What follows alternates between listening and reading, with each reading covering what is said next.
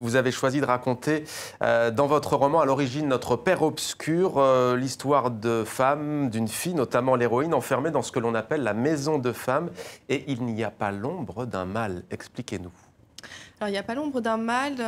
C'est pas très bien dit. C'est pas très bien dit. C'est pas très bien dit. Non, effectivement, c'est un Elle est même roman... très présente, cette figure masculine. Même très présente, effectivement. C'est un roman, effectivement, qui pose la question, comme vous l'avez dit, du système patriarcal et qui pose aussi, du coup, la question en parallèle de l'émancipation de la femme.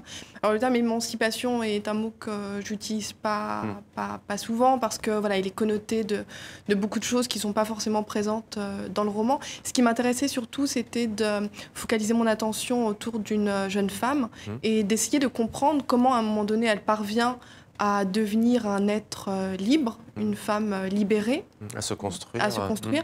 Dans un système où tout est fait pour ne lui proposer finalement comme position qu'un membre, et pour le coup, le membre d'un groupe, en fait. Et ça revient globalement un peu à ce qu'on se disait avant par rapport à tout ce qui se passe dans le monde arabe. Moi, je suis toujours très affectée, très émue par cette difficulté à penser en tant qu'individu. Et donc, il y a une espèce de pensée grégaire, comme ça, de pensée tribale qui ressurgit toujours de manière très, très forte.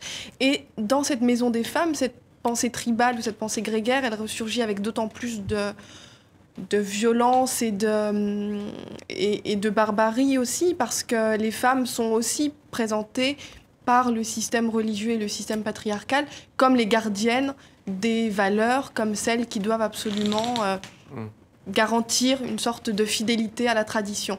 Et c'est quelque chose qui est totalement inacceptable et contre lequel il faut absolument lutter. Et le roman est à cet égard une arme assez Alors je vais lire un extrait dans un instant, mais d'abord...